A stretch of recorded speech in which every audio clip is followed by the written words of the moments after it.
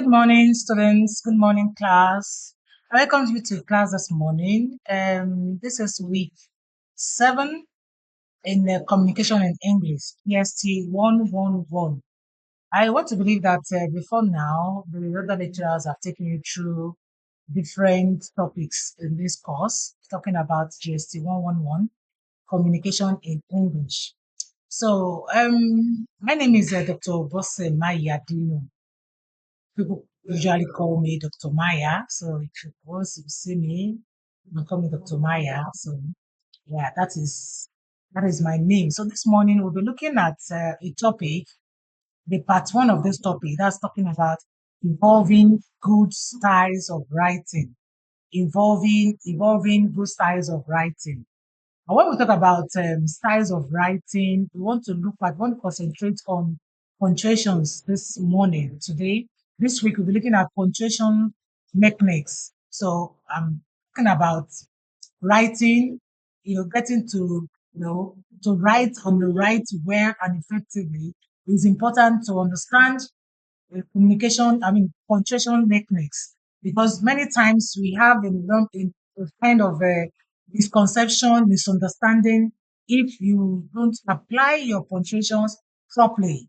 And so that's why it's very important for you to master the art of punctuation, especially in your writing processes, because you're going to be doing a lot of that. This is the university, so you're going to be doing a lot of writing here and there in all of your courses. So it's important to master an effective way of using punctuations in communication or in writing.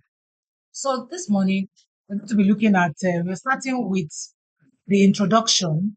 I need you to pay attention because it's quite detailed. We have a number of slides. So I need you to concentrate and probably, going to be recorded, so you can go to any of the slides at your own convenience. So this morning we'll be looking at involving, you know, good writing skills. So talking about punctuation. Now, punctuation refers to the attempt made in written language to reflect aspect of pauses, stops, emotional feelings, questions, etc., which the voice makes in spoken language. When somebody is speaking, it's easier for you to know when the person is pausing, when the person is having a break, when the person picks up. So it's usually a number of things go on when you're having a face-to-face interaction. But of these are not there, they are absent in written communication. So that's why it's important for you to master, the art of using the right punctuation so that you don't end up, misinforming or communicating the wrong things, even when you mean, something else. So it's better for you to get to understand this punctuation mechanism very, very well. Now, punctuation is also used not only to indicate where you are supposed to pause, but also the degree of pause. Is it a comma? Is it a full stop? Is it a period? And the rest of them like that. So that's what we are going to be looking at today. The importance of punctuation mechanisms. Now, why do we need to study or to have the skills of punctuating rightly? Now, punctuation is very important in an essay or a letter, a report or an article, because it forms an integral part of the meaning of any sentence you are composing. So that's one reason why punctuation is very, very important in communication. All right, punctuation must also be correctly done, because a badly punctuated sentence may either be meaningless or be at best be ambiguous. You can have a lot of times where if you don't have the right punctuation in the right position, you will get to, communicate something that is wrong or something that is completely different from what you have in mind. So I need us to follow as we go into all of this. So let's look at the classifications of punctuations. Punctuations are classified in different categories. So we have the end punctuation, we have the internal punctuations, and then we have the word punctuation. Internal, the end, and then the word. And the English language has many punctuation marks, each having its own special uses. In order to make it easier to understand, we shall classify the various punctuation marks into these three broad categories that I already give. Now let's start with the end punctuation. End punctuations. Now, when we talk about punctuation, end one, that's talking about the punctuations that appear at the end. You get it? The punctuations that appear at the end of certain sentences. So we're going to be looking at the end punctuation, and there are three of them, but I will take it one after the other. The punctuation that is put at the end of the sentence to indicate that the sentence has ended is referred to as the end punctuation. So it's important for you to note this. There are three of them.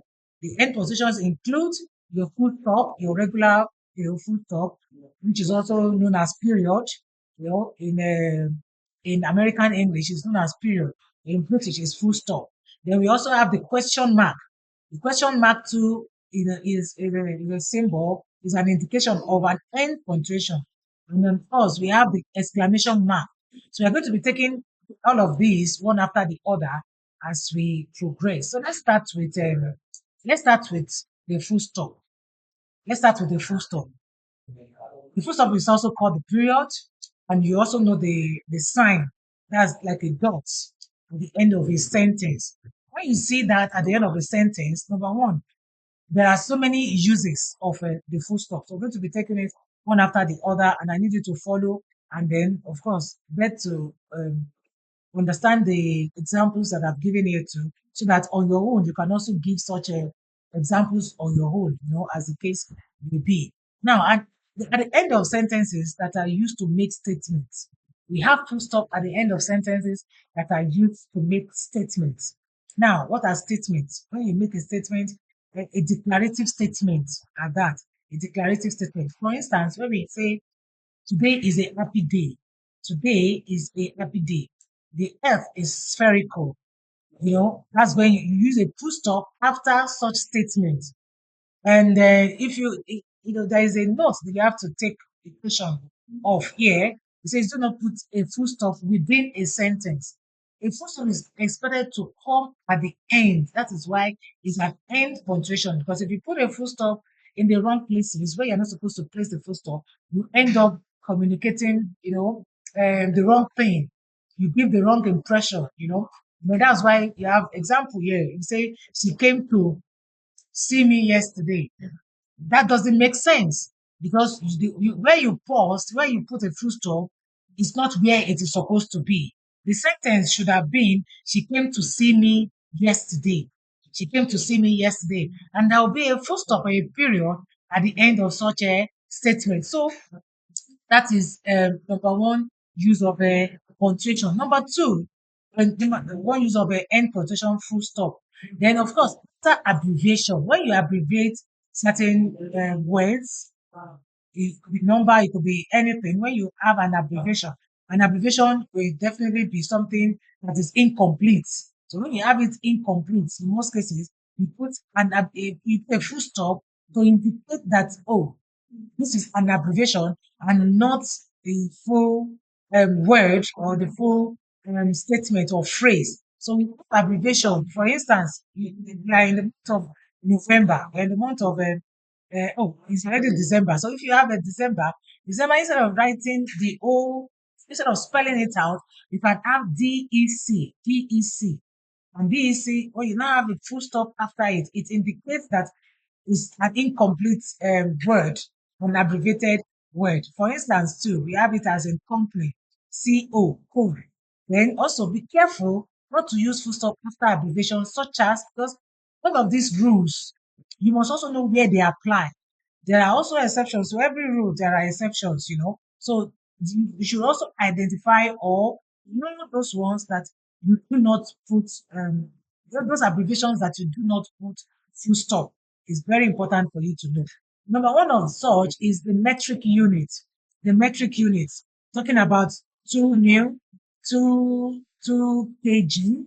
Look at the way I put it here. If you feel my cursor, I put 2m.l, I put it in red. Red, anywhere you see red in these slides, just know that it's the wrong use.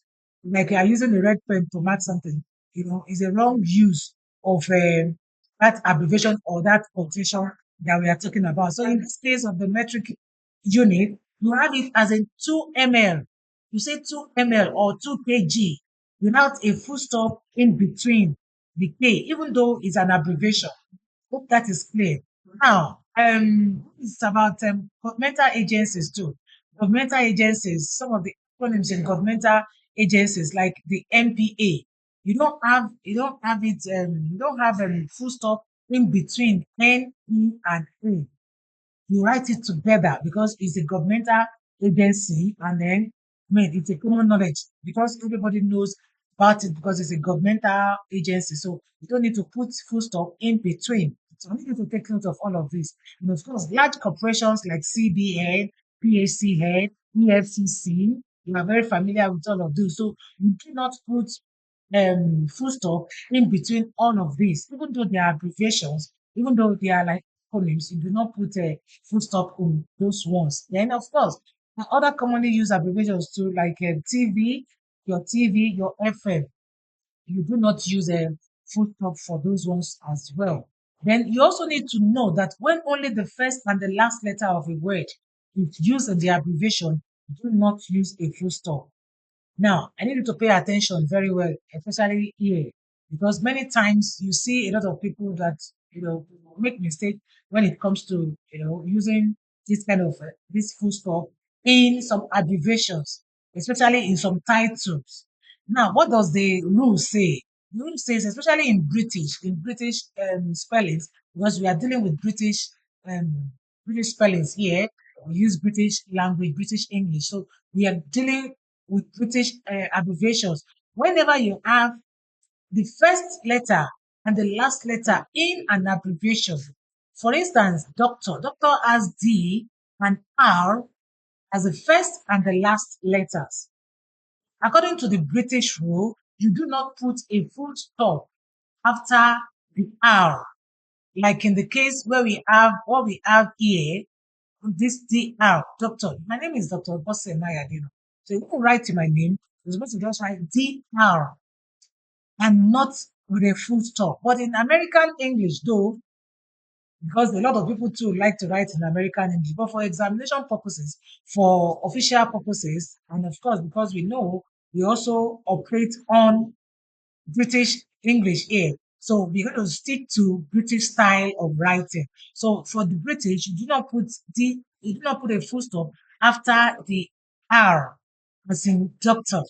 Now, instead of this, what we have is doctor, and then you write doctor, whatever name you want to write, because it is having the abbreviation is having the first and the last letter of that word.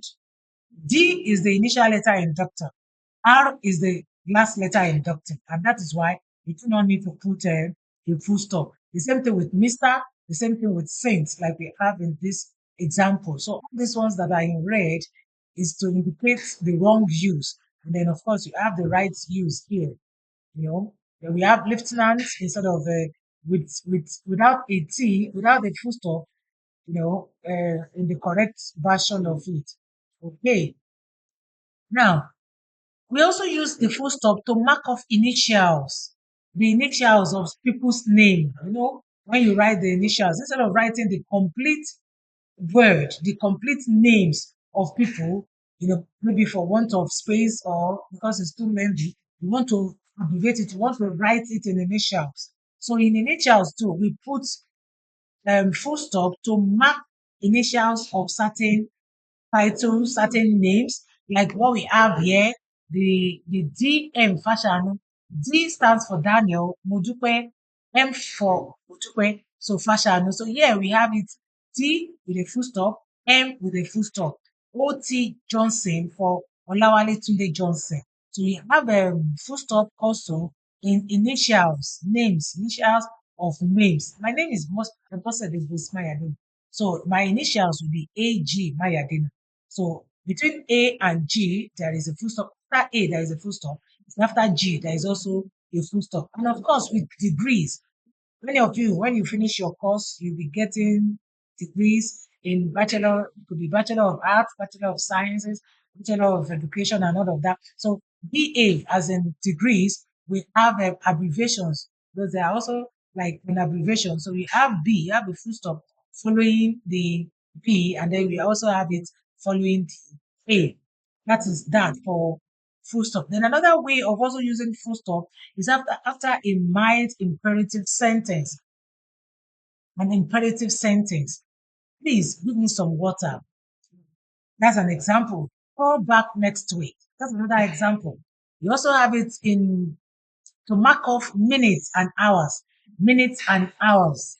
To mark off minutes and hours, like in as in 2 p.m., 3:45 p.m., like we have here 8 a.m. PM will always attract a full stop because it's actually is 3:45 will attract a colon. So you're still going to get to colon because these are all punctuation marks. But talking about full stop here, we have full stop between A and M and between P and M. All right. So let's quickly move on. We also have it to mark indirect, to mark an indirect question. We also use full stop to mark an indirect question. Like we have here, um, direct will be who took the pen. Then in the indirect will be he wanted to know who took the pen. You know, the first one is a direct, is a question actually. The question definitely will carry a question mark.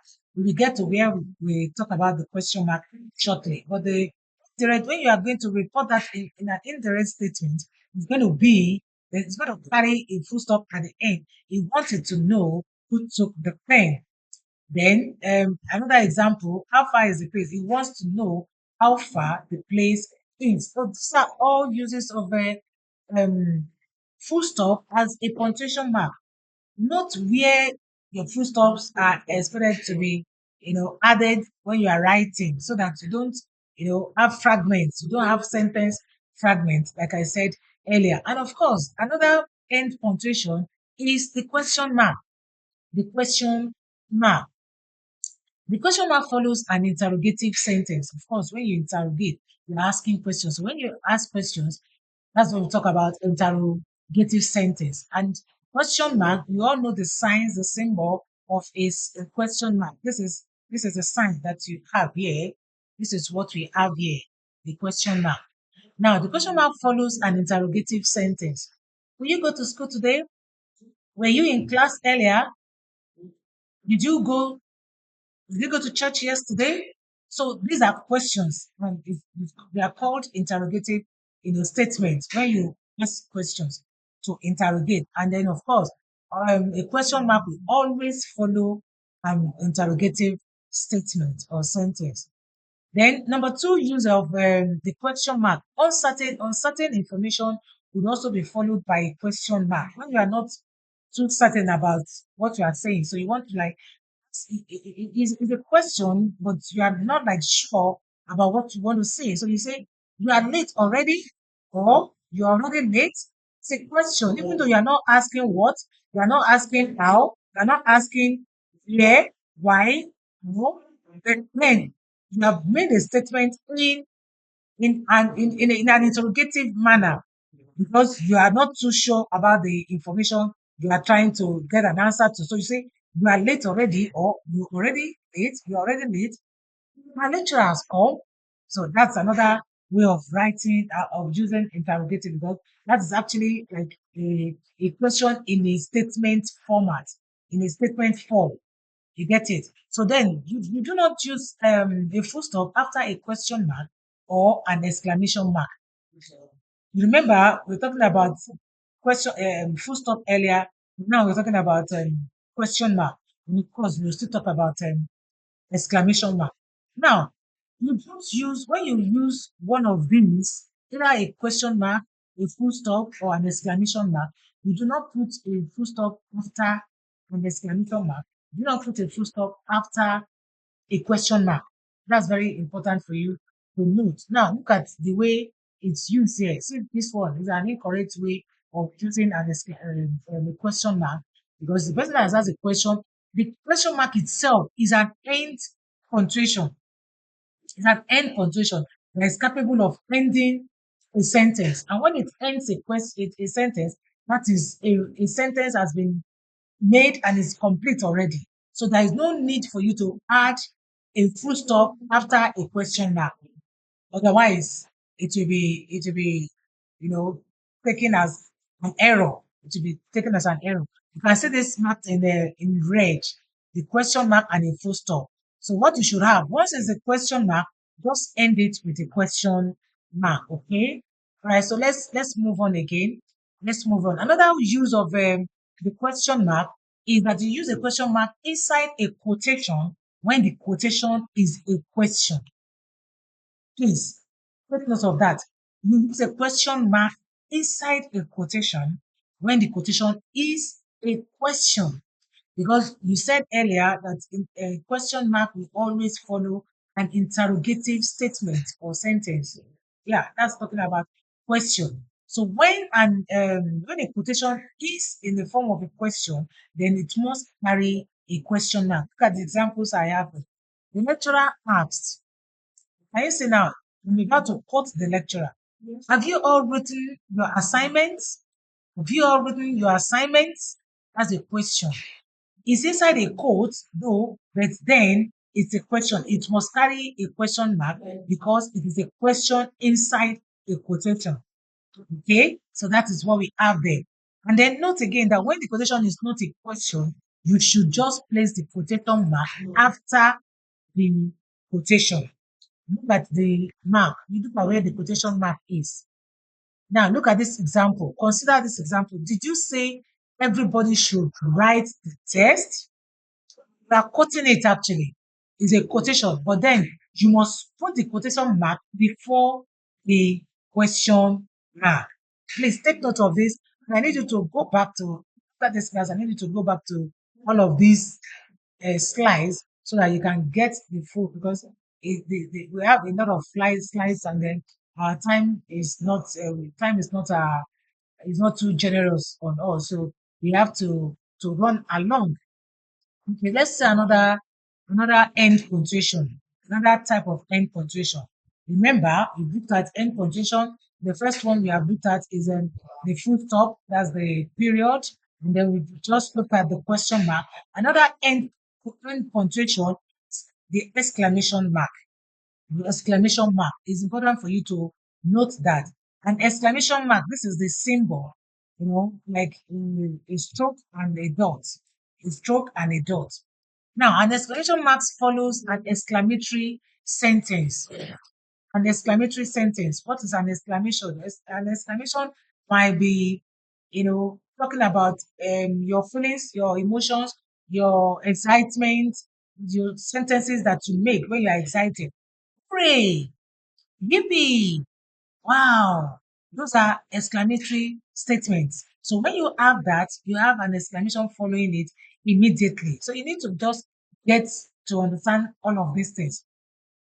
When you make a statement out of excitement, maybe a surprise, an expression of pain or an expression that is with a shock or with a surprise or with a pleasant surprise, even with a shock. When you are shocked, when something happens and then you have a shock, you can say, "Wow, gosh, oh my gosh," and all the rest. So when you make such statements, they are called exclamations. And when you have them, you must have the exclamation mark after, after the statement.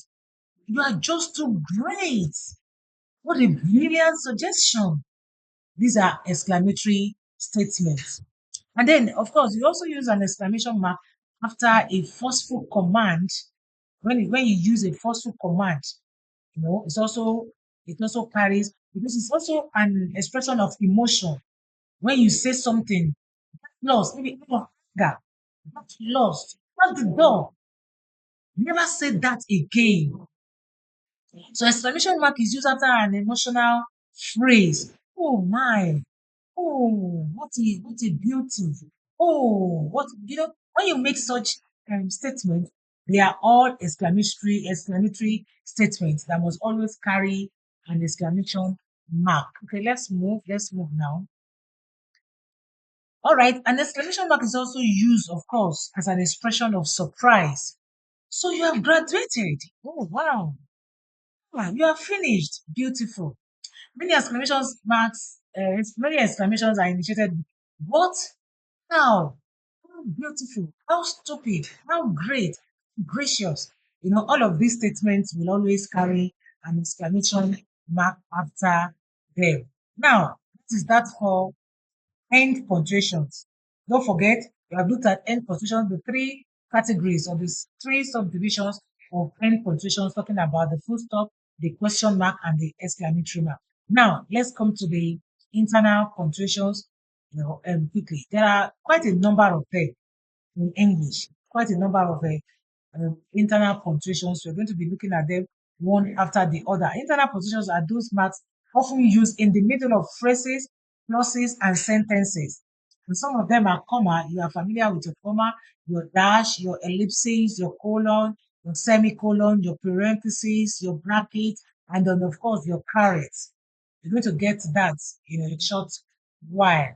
Okay, so let's take them one after the other. Let's look at the comma. The comma is the most frequently used punctuation mark. And what is a comma? A comma is used after a short pause. Comma is the most frequently used of all of this, even more than the full stop. More than because a sentence may have just a full stop. Of course, that is what marks a sentence anyway. Just one full stop and have several commas in between when you are making a list, when you are, saying things, when you are listing out things, and you are saying so many things, and then you are having short pauses in between all of these sentences. So you might have a sentence with several commas. Now, it is really used to separate words, phrases, or clauses within a sentence. It's also used when where there is a brief pause, especially in spoken language. When you are talking, when you are pausing, when you talk and pause. But in your written, in your writing, you put a comma to actually express a brief pause, and then you continue writing. And of course, to 15 uses of the comma have been identified. So we're going to run through all those uses of a comma right now. I need you to follow as we go. Number one, you use comma to separate a list. When you are making a list, you are writing and you need to write so many other things, and you're making a list. You use a comma to, to indicate, to separate this list, to separate these words in this, in that list. Look at the examples I have here. He came with a paper, pen, pencil, and so on. She might have a bag, she might have a crayon or whatever. So when you are listing items like that, you use a comma to separate them. Like your bag, your baggage, and your luggage, your bag and baggage and book. So that is another way of using the comma. Then you also use a comma to show a slight pause, a slight pause. Apart from using it to make a list, you also use it to show a slight pause. Example, whatever you want, rice or beans, eat it. That's like just have it. When you show a slight pause. However you feel, good, bad, just smile. That's another way. When you use comma too to introduce words which are spoken in direct speech. Examples. The teacher said, comma, now you want to quote what the teacher said. When you quote the exact thing the teacher said, which is a quotation, but you need to report it. So when you are introducing a direct speech given by somebody else and you want to quote it, then you use a comma to also separate such words. Look at this. The teacher said it is good to be good. It is good to be good. That was what the teacher said. But for you to report it or to say it in a direct way, you say the teacher said, comma, it is good to be good. And then you put that in the inverted comma because you're actually quoting the teacher. Now, you also use a comma to separate two or more adjectives before a noun. When you are having adjectives, and you know that your adjectives will qualify a noun. So there are times that you have one, two, three, four adjectives to qualify a particular noun. So in your listing those adjectives, there has to be a comma to separate, in between these adjectives. Look at it. Look at the examples here. The gentle, respectful young man got the job. The gentle, respectful young man. Gentle is an adjective. Respectful is an adjective. And who is it qualifying? Who are those adjectives qualifying the young man? So between the gentle and respectful, there has to be a comma to indicate that, oh, yeah, these are adjectives talking about this particular person. The pleasant young jovial, the pleasant jovial young lady is me. We have pleasant, we have jovial, and of course we have young too. So we have these three adjectives qualifying the lady. Okay, so you have a comma separating the adjectives. All right, so let's move on.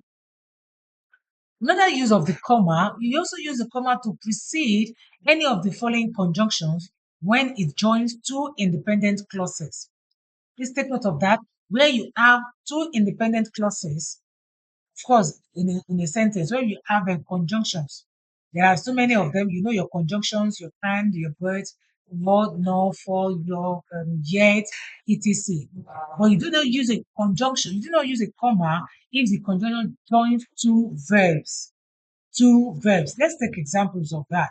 Let's look at the example. Now, number one here says she came but left immediately. She came but left immediately. But here joins two verbs, came and left. These are verbs. So you do not use a comma in between them because there is a bet in between the two verbs. There is a conjunction rather, which is a bet between between came and then left. So you do not use. But let's look at these other examples. Use a comma also, a paired comma to mark off positions that are non-defining. Let me give you the examples. You will get to understand what I'm saying. Now, in this word, Funshaw, the landlord, has vacated his house. Funshaw, the landlord, has vacated the house. The landlord is the same person as Funshaw. So in this case, you use a comma to separate that word that is like the appositions. You use a comma to separate because it's actually talking about the same person. Funshaw, the landlord. But if you say Funshaw, Funshaw, the landlord, because the landlord is actually referring to Funshaw. Who is the landlord? Funshaw. Who is Funshaw? The landlord. So in this case, you want to say something, you can as well say Funshaw has vacated his house. But because you want to give more information, you want to tell your participant or your interactant the exact function you are talking about, assuming that there are many other persons bearing that name. So you say, function the landlord has vacated the house. The historian 1 year old. You can take away the historian. You can have it as Aruna 1 year old without any commas. The same way with the first example that I gave. So in this case, the word, the historian, is still referring to the same person, which is Aruna. So you have Aruna, the Aruna, the beginning, the word before the Aruna and Aruna, we now have to be, and then the historian will now have to be, we now have to have comma in between them. We have here. We also use the comma after salutation. When you are writing after your salutation, you put a comma. Example, sir, yours sincerely. Whenever you make such salutation, it's important to put a comma. Then you also use a comma to mark off a year for other parts of a date. Look at this example that I have here. February 19, 2024, December 3rd, 2024. When you have such, you know that you're going to have your comma. Today is December 2nd. So you're going to have December 2nd, a comma will come in between, and then you have your 2024. The same way we have what we have up here. When you have a month, you separate the month from the year with a comma. Okay. All right, so I have there is a caveat here. It says, note, if only the month and day are given, the month and day, like December 2nd, okay, do not use a comma. December 2nd, if only the month and the day and not the year. For instance, look at this now. it was on June 6th that it left. You can see that there is no year. There's no year reference to year, whether 2024 or any year. But it is assumed that the person you are talking to understands, the context of which you are talking. You also use a comma to set off two or more contrasting statements. Two or more contrasting statements. Everybody wants to go to heaven. No one wants to die. Exactly. And is it possible for you to go to heaven without first dying? So, I mean, these are contrasting statements. When you have a contrasting statement, you also use a comma to separate that. Then, number 10, you also you use a comma to set off words like yes, no, where. Yeah, I need to get that correctly. Yes, no, or where, especially when they occur at the beginning of a sentence. When they occur at the beginning of a sentence, which contains more than, of course, one word. Examples. Well, you may go, because there is a kind of slight hesitation in there. Mm, will they will come to class today? Yes, yes, it will come. Yes, you put a comma after yes. You've answered the question and then you've given the other part of the information to that. Oh, you can have it. So when you have all of this in a sentence that has other words, in the same sentence, then you necessarily have to put a comma to separate them. Please take note of all of these examples and the uses.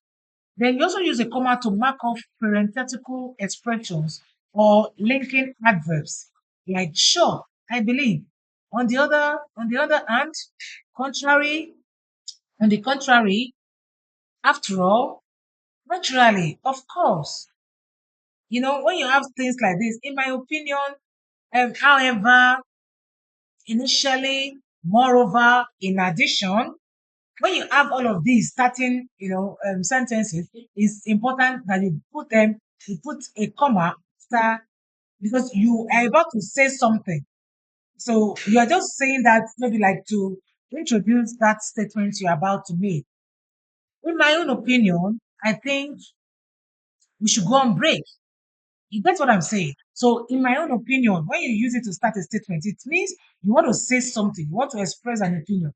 You say, on the contrary, you want to actually say something, maybe to contradict or in contrast to what has been said earlier. You get, or you want to summarize something, you can say, oh, conclusively, in conclusion, when you have all of these, you must necessarily have what, a comma after all of these. All right, so let's move now. Number 12, you also use comma to set off words used in direct address when you're addressing someone. In any case, make sure you come. Make sure you come. Look at the way I've used it. You can see there's a slight pause. In fact, there are pauses in between those words.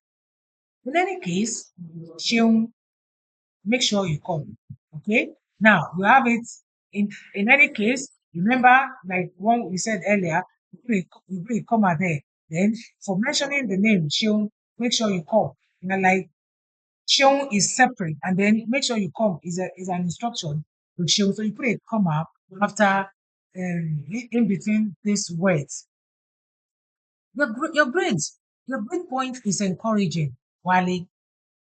You get that? Your grade point is encouraging. You can stop there. But because you've called the name Wale, that has not ended the statement. So until it ends the statement before you put a full stop. One, because you are adding, you need to mention Wale's name, then there has to be a comma before before you have Wale. You also use a comma when an adverbial clause is introduced. An adverbial clause introducing a sentence. We have while the lecturer was teaching, the students were sleeping in his classroom. That's more like a complex sentence. If you are familiar with your sentence, where you have a subordinate and a main clause. Where you have a subordinate and a main clause.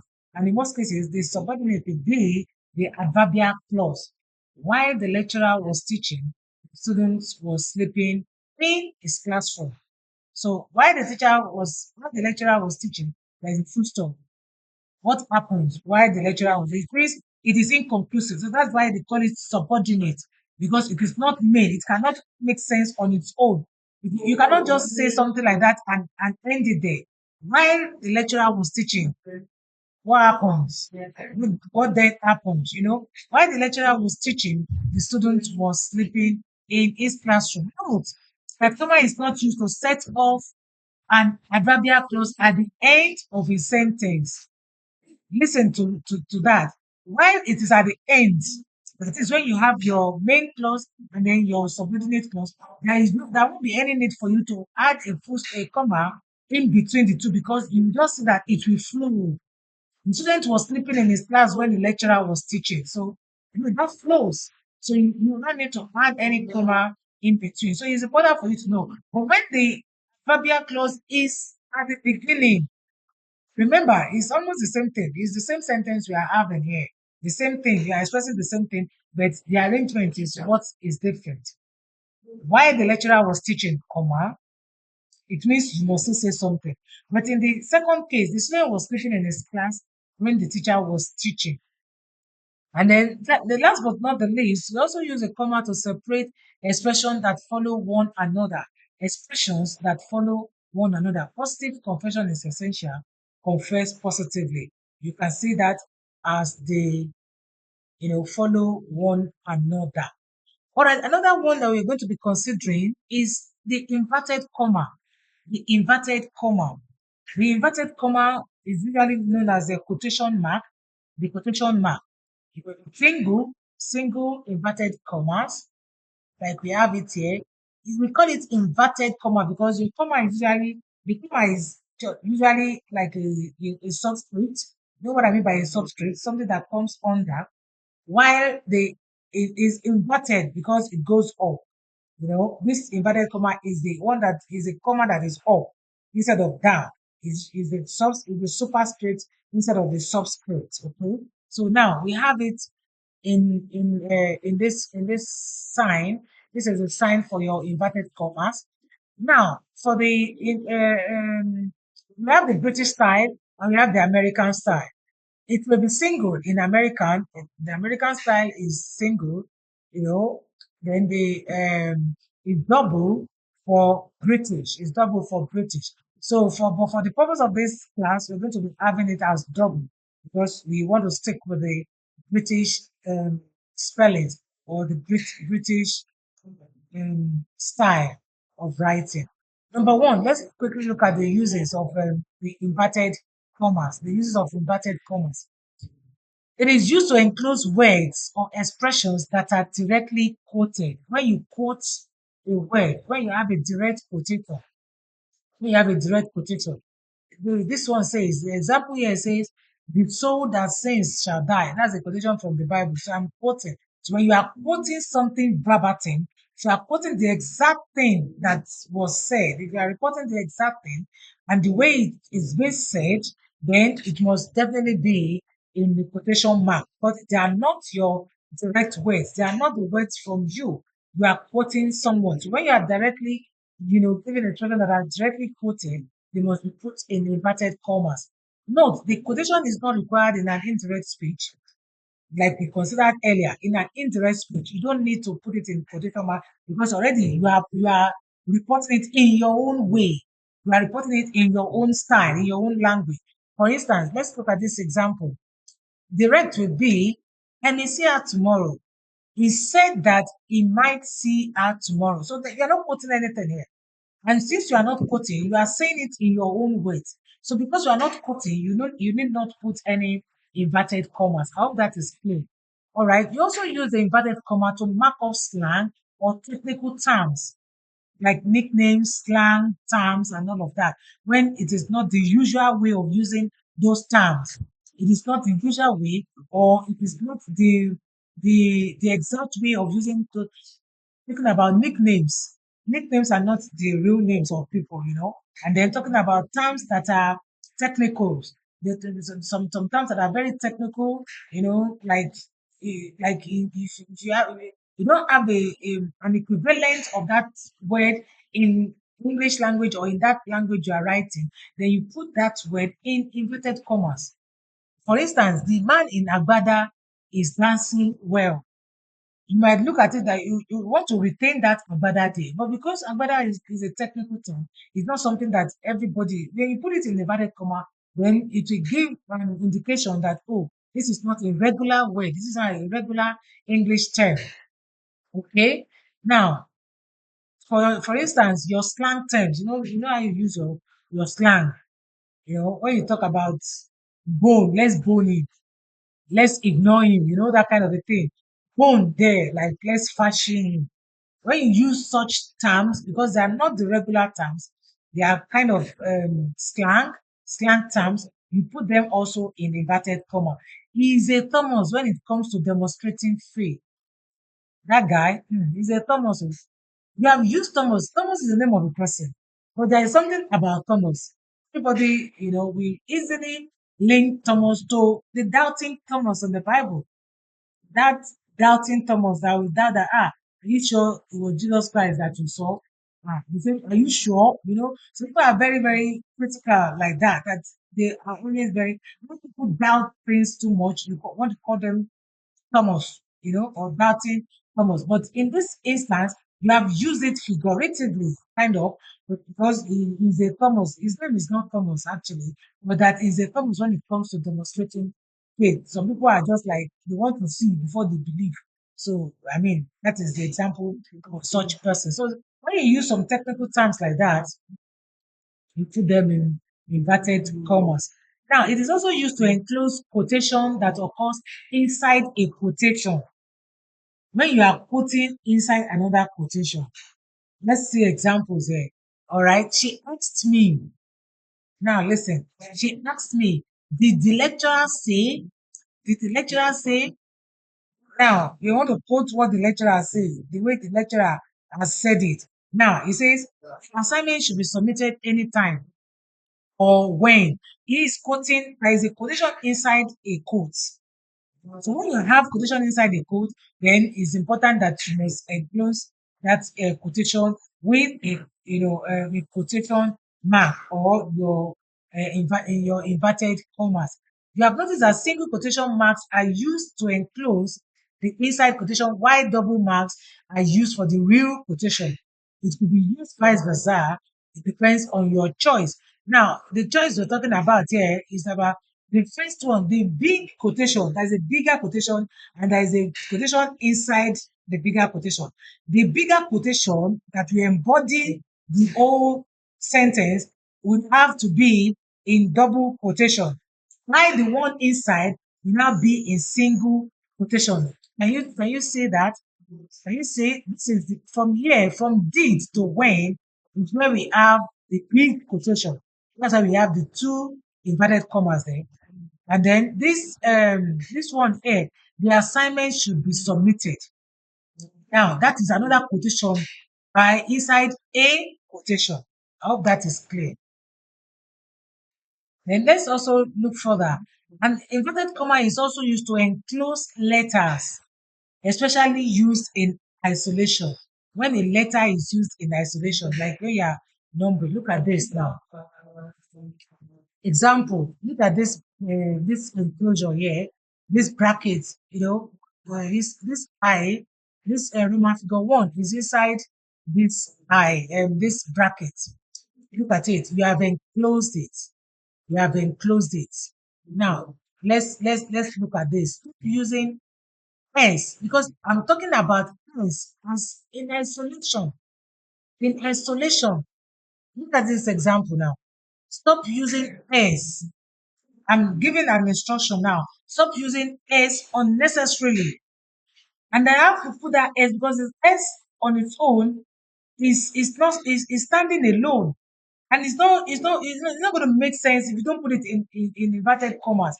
Because if you don't put it in this inverted commas, the essence of this S will be lost in this statement.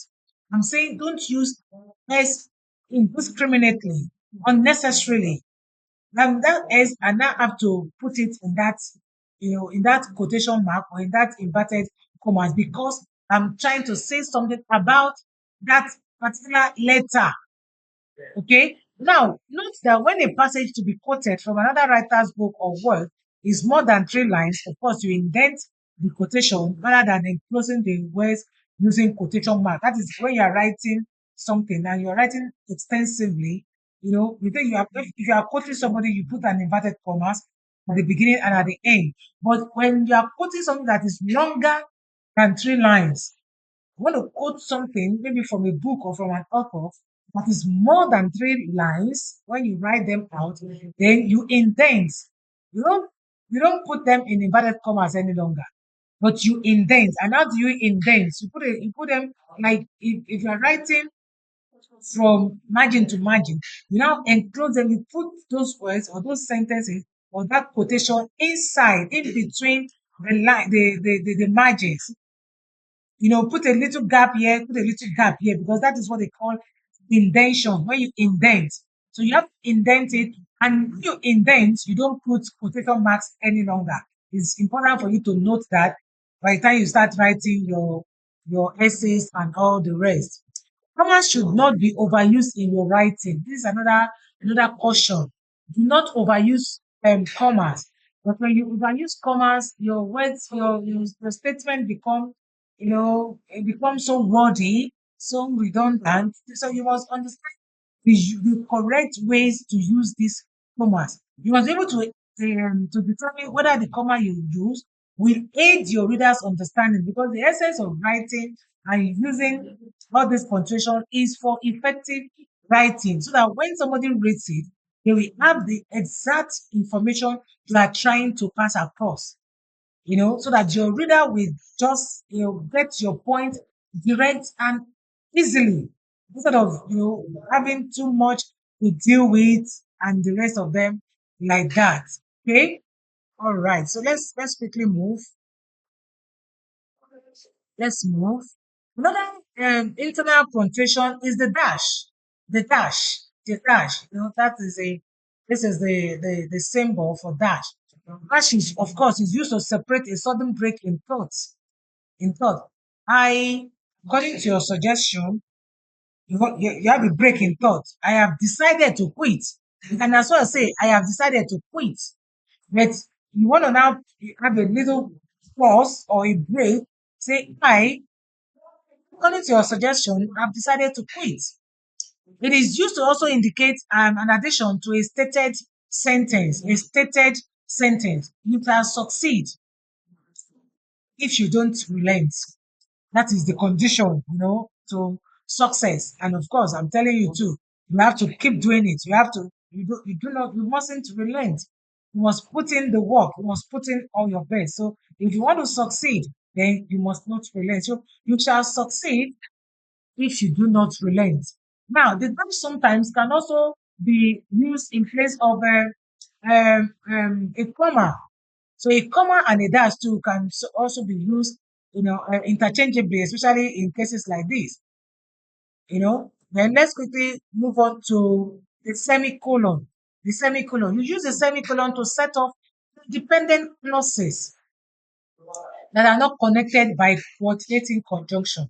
Earlier, we were talking about conjunctions. So when the independent clauses, talking about two independent clauses, when they are not combined or joined together by a coordinating conjunction, then you can use a semicolon. Let's take example. To the tutorial class to Come to the tutorial class tomorrow. Don't come late. You can as well say, come to the tutorial class tomorrow, but don't come late. Okay. In this case, you have a conjunction, a coordinating conjunction. But in this case, it's talking about there is no conjunction, there is no coordinating conjunction here. So come to the tutorial class tomorrow, don't come late. So you have a semicolon there because the two of them are actually independent clauses on their own. And you also use a semicolon to separate independent clauses joined by words like moreover, still, for instance, if you remember, it's something like what we had earlier on before we got here. So it's looking at like it, talking about where you have your what's it called now? Your dash, that we were talking about earlier. So here you have you use a semicolon when you have all of these words like this, therefore, moreover, still, for instance, however, you definitely have you might then apply your semicolon when you have them instead of using your commas. Okay. It did not attend any lecture. As a result, he failed. He did not attend any lecture, a semicolon. As a result, he failed. Can you see the use of the semicolon there and the use of the comma? So please note the correct uses of these punctuations is very, very important. Then use a semicolon too between items in a series when comma has been used in other places within the clauses. Let me take that again. You use semicolon between items in a series when comma has been used in other places within the clauses. Look at this example. You are expected to come with the following items. Now you have to list the items. You have a colon there. You have pen, pencil, ruler, a big notebook. You have used commas to separate because you are listing items here. You have used a comma to separate them. And of course, a notebook. After a notebook, you have a semicolon because you have actually made a list. You are making a list in a series, and then some extra sheet of paper may also be necessary. So it's more like an addendum, an addition to what you have already listed earlier. So you have a semicolon in between. You also use a semicolon to set up contrasting statements that contradict each other, like what we have earlier too, when we were talking about the comma. Now look at the use here. You say, serve God, not your belly. You could also have it like serve God, but not your belly. If you have but there, that is, if you have introduced any coordinating conjunction, then you may not have the semicolon. But in this case, serve God, not your belly. Serve God, do not serve your belly. That's what that place means. And then, of course, okay, let's see. And of course, need to pass, play to fail. That's how it works. So you can see that there are contradictory statements there. Okay. So let's quickly rush down to parentheses or brackets. The parentheses or the brackets. This is a symbol of your bracket when you put stuff in brackets. Now, though comma and dashes could be used as parentheses, but on many occasions we use the bracket to enclose the elements that interrupt a sentence Such elements merely give additional information.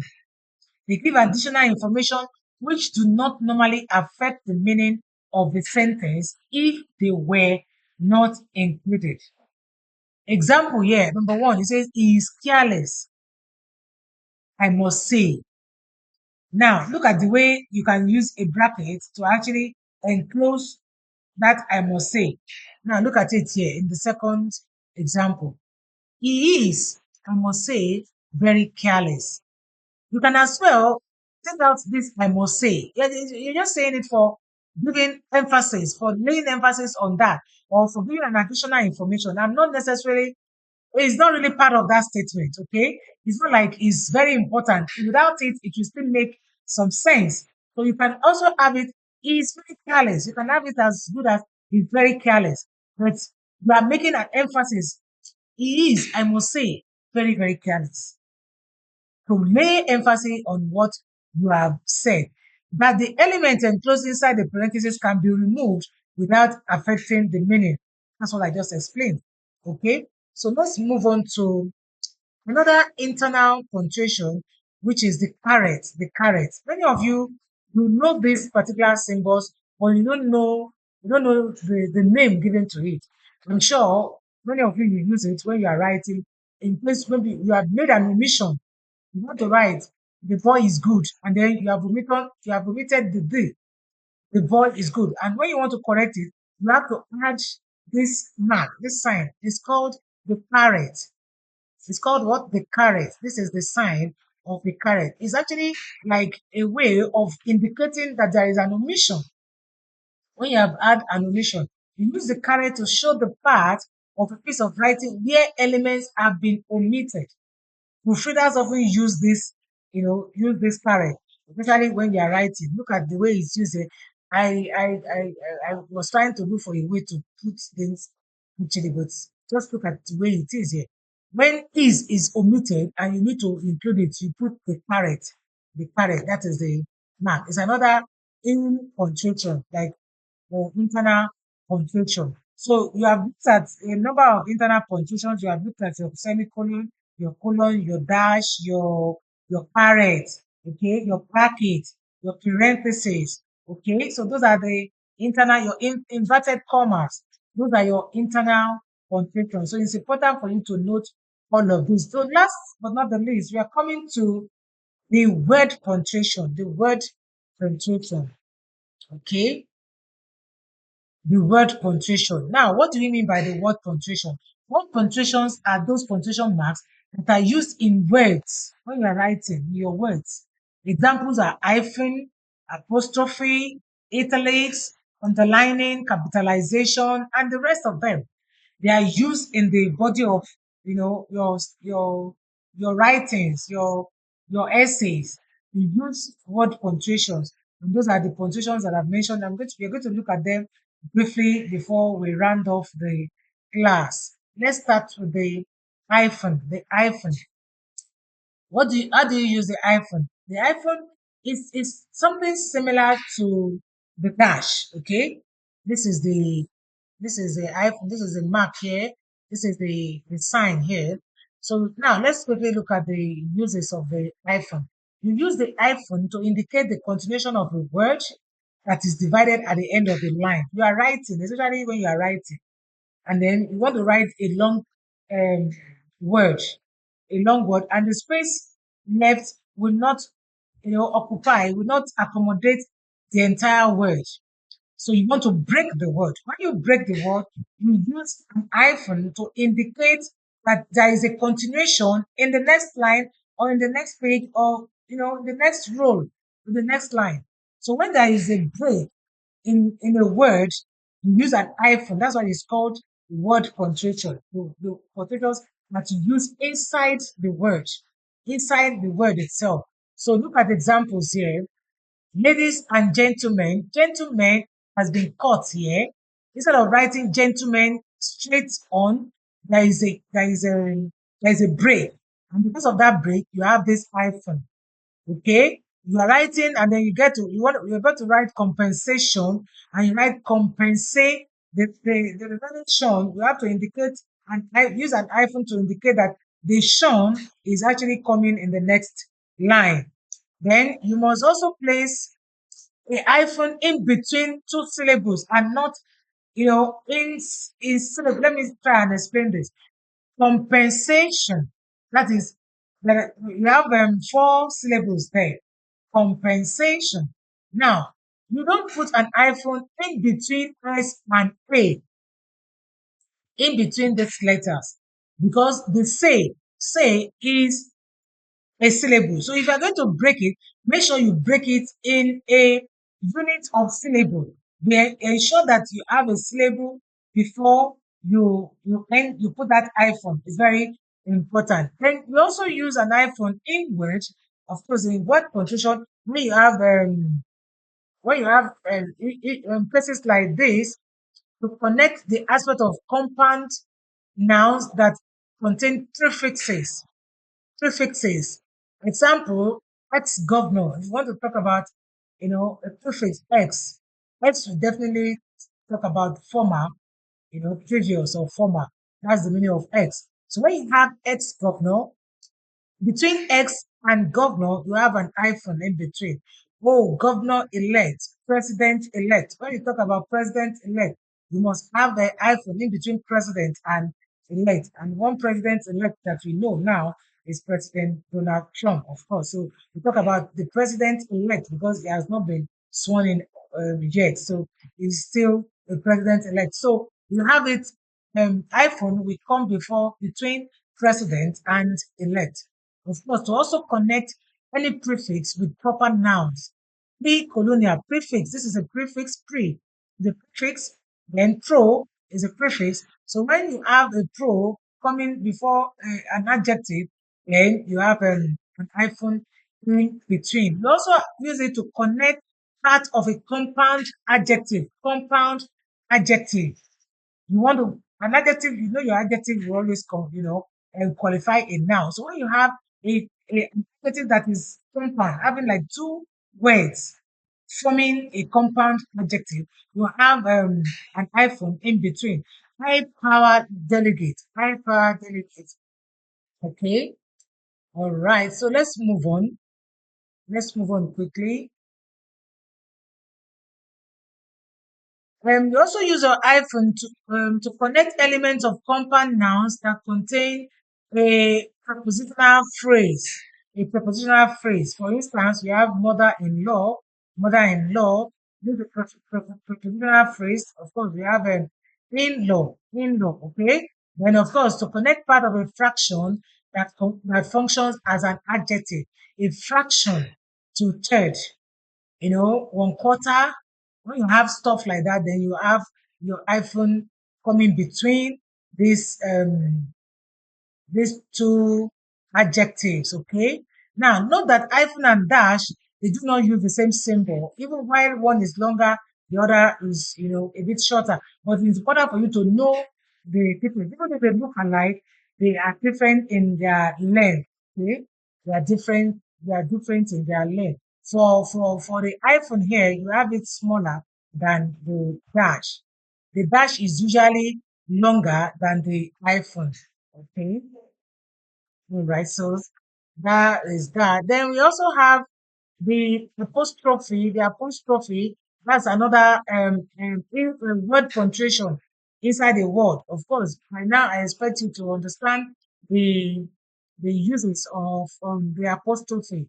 Let's quickly run through it to indicate possessive features of singular or plural nouns. Look at it here. The boys ball. The boys ball. That's singular. And when we have a plural of it, the boys, the boys, you now have the hyphen because you are talking about possession. The boys' ball. The ball belongs to the boys. The ball belongs to the boys. So when you talk about the boys' ball, that is in possession, you have the apostrophe coming after the s, especially when it is plural. You have the boys coming after the s. Look at it here. And I said here, know that when you write a singular word that already contains s, in singular, we have some words that already contains s. For instance, Moses, Jesus, or any words like that that are nouns, but you already carry s, like the last word there is carrying an S. Now you need to use your apostrophe to indicate that this is a possession. If you want to now indicate it as a possession, look at the way it's used here. Sometimes you see in some style, we add another S because we want to show possession. Do you understand what I'm saying? We add another S. Somebody will say, Moses. Do you get that? And sometimes you might just write it in this way now. Jesus children. Some people will have like to add S after Jesus to indicate Jesus' to indicate possession of Jesus or Moses, as the case may be. For instance, you have this, look at this example that I have here, Jesus' children or Jesus's children. Either are actually correct, either of these will be marked as correct, but it's important for you to be consistent. Let's be consistent with whichever style you want to go with. But then an apostrophe must indicate that possession, okay? Now, to show you have omitted certain letters in contracted forms, like your can't, don't, won't. Can't will be cannot. Don't will be do not. Won't will be will not. So when you've already when you are kind of putting it in a contracted form, then it's important that you put your apostrophe as well to indicate that something is missing. O usually missing, and can't. There is O missing in between N and T. So you have it as in can't. So you are using that apostrophe to indicate an omission. You also use your apostrophe to indicate that you have omitted two numbers. Like we have here, it came back in 2024. If you don't want to put the 24, 20, before the 24, then you can use an apostrophe. It will still indicate that you're talking about 2024 or 1998 or class of 98. When it says class of 98, class of 2000, class of 2024, you may not necessarily put the old 2024, then you remove the 20 and then you put an apostrophe. There's an omission. Whoever is saying it knows that, okay, you're talking about, is it 1998 or yeah, and in this case, we're talking about 2024. All right, so to indicate possession in indefinite pronouns, everybody, everyone, to indicate possession too. Whenever you are indicating possession, everybody's, everyone's, okay? We are moving towards the last one. We have capitalization. That's also an inward capitalization. At this point, at this level, I want to believe that you have mastered your use of capitalization when writing. It is important to know that, of course, you know when you're writing names, now names of people, names of places, they must be written in capital letters. So let's quickly do a rundown of your capitalization. Let's use the capital letter to indicate the first letter of the first word, of course, in a sentence. When you are indicating the first letter in a sentence, necessarily you must, whatever is beginning a sentence must be in capital letter. Whatever is beginning a sentence must be in capital letter. Okay? Then also to indicate a resolution, usually after the word resolved. When you have resolved, when you use the word resolved, look at the example. It was resolved that, because you want to make a statement after that resolution, then you must start it with a capital letter. It's very, very important. To indicate the first word in a direct quotation, when you are also quoting directly to, it must be started with a capital letter. Of course, to indicate a first person singular pronoun. Of course, we're talking about singular, first person singular. The pronoun that's talking about I. I. I must always and always be in capitals, in all capitals at every time. You and I have been invited. The fact that the I is in the middle of a sentence and not at the beginning does not mean that it should not be written in small letter. As long as it is in the singular pronoun, this first person singular pronoun must be in capital letter. I haven't eaten yet. You and I. So not, irrespective of where the I is appearing or is occurring, it must always be in the capitals. The fifth one says to indicate proper nouns. What are your proper nouns? The names of persons, the names of places, the names of institutions, the names of countries, of continents. All of these must be in the capital letters, must start with capital letters. Okay. Let's also see, okay, okay, taking that. Let's see the next slide. The next slide, capitalization. Now, note the proper nouns. Note that proper nouns include names of religion, Christianity, Islamic religion, um, uh, any when you write religion, they must always appear in capital letter. Talking about is Christianity, Muslim, Islamic, and all of that. You must know because these are all proper nouns in their own respect. They are all proper nouns in their own respect. Then nationalities, political parties. When you have names of political parties, PDP, APC, and the rest of them. When you have a newspaper, names of newspapers, magazines, days of the week, your Mondays, your Tuesdays, your Wednesdays, at all times, they are all proper nouns. All of these must appear in capital letters. Days of the week, months of the year, your January, your December, your June, all of these at every point in time must always appear in capital letters. Cities, names of cities, okay? They must always appear in capital letters. Then after a full stop, after a full stop, after a question mark, and after your exclamation mark, remember the end punctuation that we started with when we started this lesson. So it's important that you're going to write after an exclamation mark must definitely be the beginning of a sentence, and then it must be in capital letter. And the same thing with question mark, and of course your period, your full stop. So you know that whenever you have this end punctuation, the next word must definitely be in the capitals, in capital letters. Okay.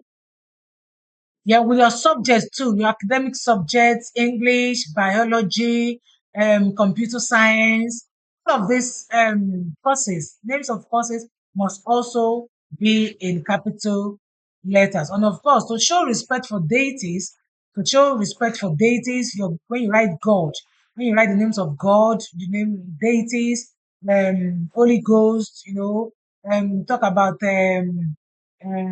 course when you talk about names of people, but even to show respect for certain nomenclature, certain terminologies, we also use a capital letter. And of course, when you're writing acronyms, you have acronyms. You know what you call acronyms when you the initials of words in a phrase or even in a sentence, or the names of institution, OOU, Labisi Onabanjo University, OOU. It must be written in capital letters, okay?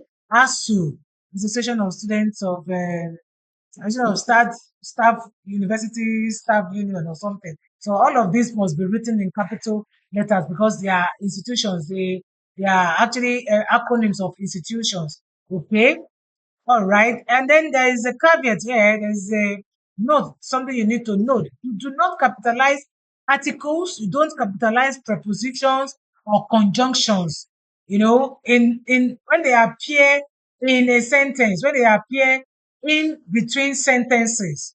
Okay. Apart from when they appear look at exception, you don't capitalize this kind of expressions when you have them in title of books. You do not capitalize because they are called function words, like all these your prepositions, your articles. They are just function words. They are not like lexical words. So you don't capitalize them when you have them in types of titles like what we have there. Then, of course, adjectives that indicate direction, like Northern Nigerian, Eastern Nigeria, West Africa, the Europeans, when you write in names like this that indicate direction in this particular order, like in Northern Nigeria, Eastern Nigeria, Southwest, when you have them like that, then you know that it is also capitalized. Look at example, East Germany, okay? East, West, South, North, when they are used to show direction, but of course, you capitalize them when they indicate sections of the country. Then, of course, capital letters also function in numerous ways. One fact is that the of a the usage of capital letter is more of a convention than a rule. It's just important for you to understand, to identify how all of these are used. They are conventions that okay, these are how these things are used in this particular context. So let's get to understand all of that. And that brings us to the end of this class. Um, in conclusion, in a way to just put everything in the right perspective. In conclusion, the purpose of punctuation mechanics is to help you write clear and meaningful structures. So you to write effectively, to communicate effectively in your writings, in your essays, in your letters, in your reports, in your long essays, and all the rest. It's important for you to master, the skills of applying the right punctuation so that you don't get misunderstood. You don't get to have fragments in your constructions. Okay, and when you master the use of punctuations correctly, it will enhance a quick and easy understanding of writing to your audience, and you'll just be a smooth writer, a very good writer, because you write clearly, without any ambiguity, without any vagueness. And your reader, or yeah, your reader will be able to communicate, will have to flow along with you, whatever it is you are doing. Then remember too, punctuation specify language functions. Language functions. That is why, that is how you know that these words are used in this particular order or in this particular manner. The sentences of any language are determined or indicated in writing by capitals and full stops.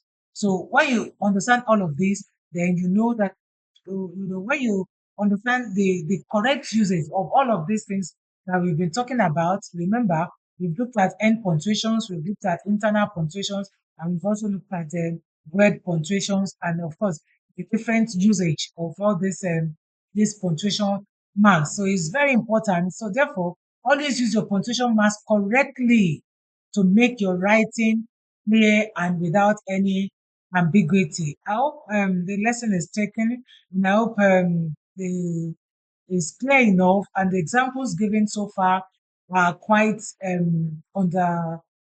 understandable. You can easily understand them. And then if you have any question, you can anytime you see me, you can just call my attention to it, so that because next week we'll still be together next week. We'll still be taking the part two of this topic involving good writing skills. We are still going to take the part two of it next week. So you are still going to see my face here next week. Okay. All right. So that brings us to the end of the class. And on this note, I'd like to say have a good day. Enjoy the rest of your day. And I'll see you next week. I remain Dr. Maya. Okay. Bye bye. Thank you.